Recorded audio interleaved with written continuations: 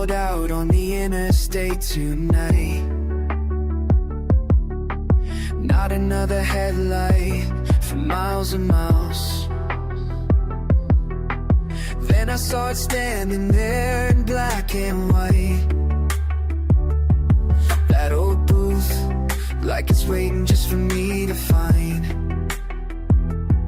Remember when you said these things would disappear? Guess you were right, it might be the last one here. Hey, yeah. Temperature dropping as I walk across the gravel.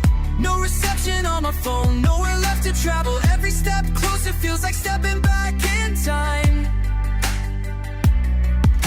to when we used to drop our quarters in the line. Engines dead, no one's in sight.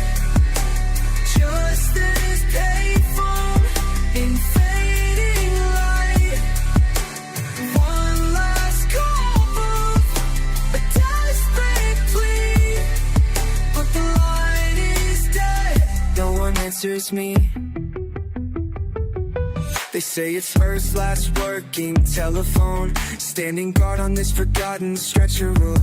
I dial your number that I still know by heart. Static crackles through the receiver in the dark.